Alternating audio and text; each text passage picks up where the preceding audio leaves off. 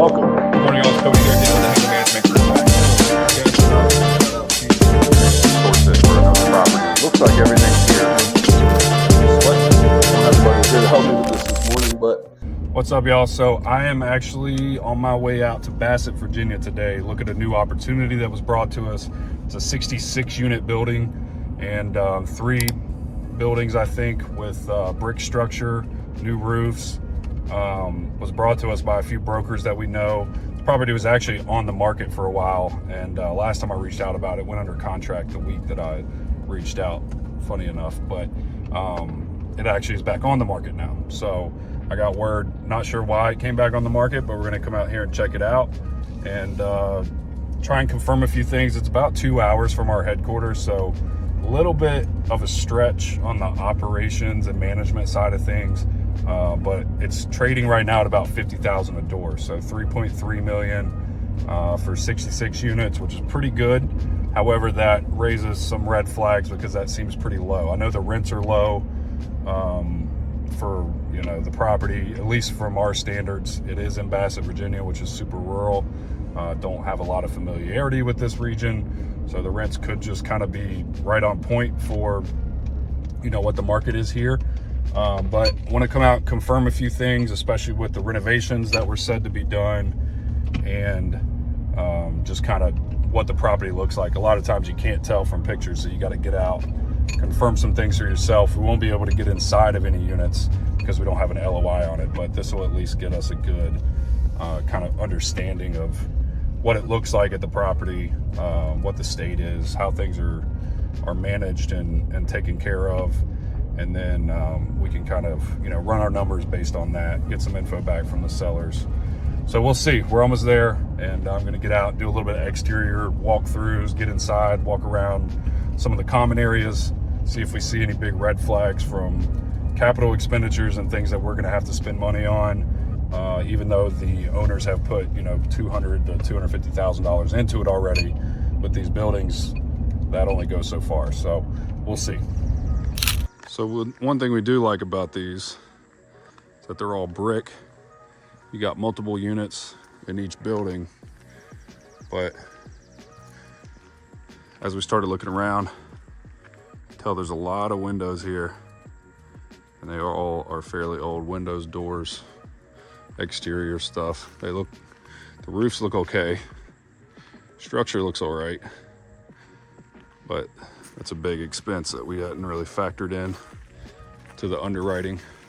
It is nice when you have a main entrance and then a bunch of different apartments in that entryway.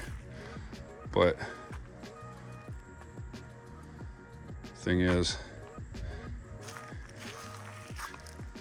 a little bit more work there than what we were thinking was involved with the capital expenditures they've already put in this place. HVAC units on that one are kind of your built-in, like hotel type, which is okay to some degree, but not necessarily ideal. Another thing is this parking lot. As you can tell, a little bit of wear and tear is okay, but it's looking like it's going to have to be repaved if we're really going to bring the asset up to our standards. Got holes here. There's a lot more up there that you can see. Show you. Got a trailer as we walk in. A couple trailers actually. It's nice and quiet, but it's quite a bit of work to be done. You can see just the entry parking lot space.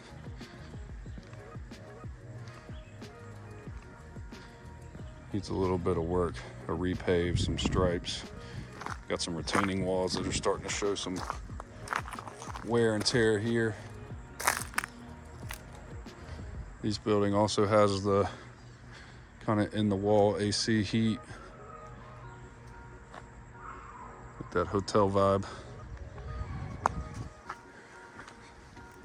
We don't necessarily love that. Sometimes it's acceptable, but it's something to take into consideration though. Exposed something there. Lighting on the exterior probably needs an update. So one of the questions we did have with this unit was, we noticed the owner was paying all the utilities, and I was curious if they were separately metered or not, which this tells us that that is most likely that they are separately metered. They just haven't taken the initiative to, you know, put that expense on the tenants, but I'm not going in there. So we'll close this up. I don't even close too much shit. It's probably similar down here. I think that's their laundry area.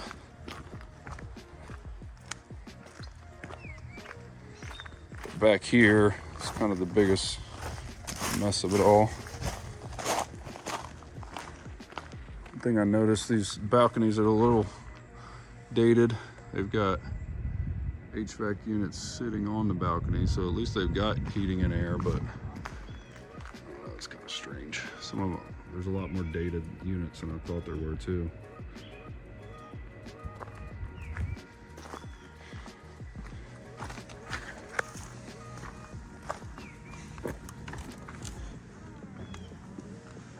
So this is a nice feature. Point operated laundry. That's an additional income source. So that's a positive. Nice big open space. Not necessarily homey, but got places to wait for your stuff. Got plenty of units. If they work, it's to be determined. But that could be another, you know, $1,000, maybe $2,000 a quarter. Not a huge, you know, value add, but it's nice for the tenants, nice for additional value in the property. But back here you start to kind of see uncovering the layers, pretty messy. Appliances laying around, couches.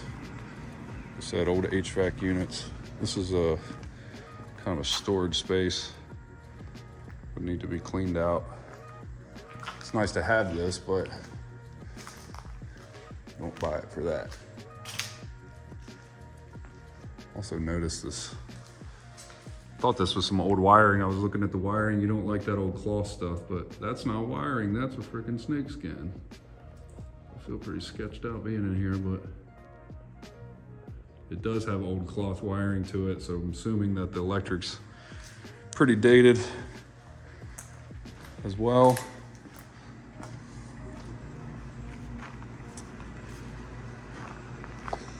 And like I said, back here, you know, still more windows, more doors, old HVAC units, some questionable balconies, and a lot of pickup stuff. Not sure why this fridge is just laying back here, etc. So it's another thing we were looking at with these retaining walls. Got a slight lean to it, which isn't uncommon, but when you start getting into this stuff, that's something you're gonna have to plan your CapEx around. You can tell this is kind of starting to come away from the wall. That's buckling out where the top is staying pushed, so you can tell there's some pressure coming from the ground water sources there.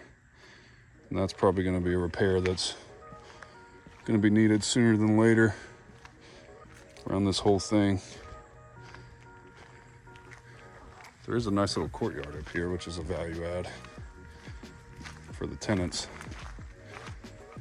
See that corner as well. So this part's pretty nice. Nice little grill set up,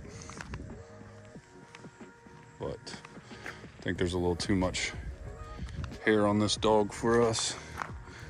Some extra parking up here. Yeah, so got to the grounds, walked around a little bit. I think there's a little bit too much work on this one from what we thought it was. Biggest thing was the windows. You know, there's a shit ton of windows. We hadn't really been able to tell from the pictures that those were all old and needed replacement. So that's a huge CapEx expense for where the price is and what we need to get rents to. Second thing is, you know, there's a lot of HVAC units that are dated. Some were okay. They're sitting on the balconies, which were also questionable.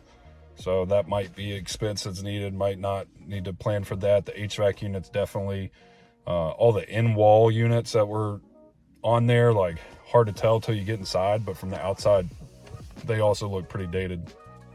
And then the, the balconies themselves and the retaining walls, that's stuff that like could be a hazard. You got to start putting budget towards CapEx set aside every single month for those big expenditures whenever you know that they're going to have to be renovated. Roofs were okay. The brick structure looked all right. I know that they've put a lot of money into kind of turning the interior of the units, but there's a lot more kind of work left to be done on this property, I think. And then the last thing is, I'm not sure, but it seems like these are mostly HUD housing. So that kind of gives you a cap on what you're going to be able to bump rents to, even if you do go in, do a bunch of renovations, pave the parking lot like we were talking about, redo all the windows, get new HVAC, kind of tighten everything up. You still have a cap on what you're able to, put the rent up to. So leaves a little bit of concern with the budget for this one. The numbers were a little bit tight coming into it. I like the fact that it was listed at like $50,000 a bedroom, but the issue is I don't think that you could buy it at 50, sell it at 90,000 a bedroom. This is one of those properties where, there's still a good amount of CapEx that needs to be done.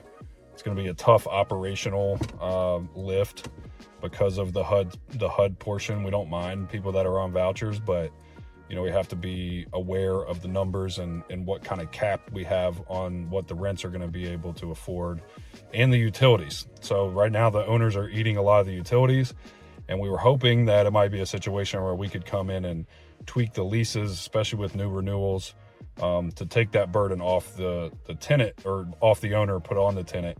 But it seems like the type of housing, the type of tenants, they're probably not going to be able to afford the rent if you also add the utilities on top of it. So that leaves some room for concern.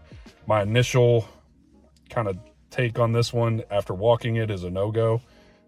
We have some other opportunities in the hopper. So, you got to get out to the property. This is why it's imperative that you go out and look at it, especially for us. We like to look at it multiple times before we put an LOI in. A lot of owners won't let you in the property until you have an LOI in place and secured, but you can tell a lot about what's going on at a property just from walking the grounds. So even though this one was 2 hours away, drove over here today, wanted to look at it in person, definitely confirm some of my concerns. And that's the last piece of it is like, there's there's some operational complexities to being 2 hours away from us. We were either going to have to keep the management company that's currently managing it on staff, and then we just manage the managers, or figure out how we can manage it from afar, which, isn't always the greatest situation. So, for this one, I think, with the location, the work that's still left to be done, some of the complexities with the tenant base and things along those lines, I think it's probably a pass for us. But always good practice. It's good to come out and look at these things. People are sending us deals, which is always good. So if you like what you're seeing, make sure that you hit like, subscribe, share this with anybody you think could be valuable to. We also are taking people onto our 90-day multifamily sprint waiting list. So if you want to get in our next multifamily sprint, actually get hands-on experience with deals like this and actually have some ownership in a deal, our next cohort will start here within the next couple months. Most likely we're on a rolling basis. So make sure you subscribe, go to the link in our bio, get in our school group, talk it up. And then when we launch the next cohort, you'll be on the waiting list. So we'll see you guys on the next one.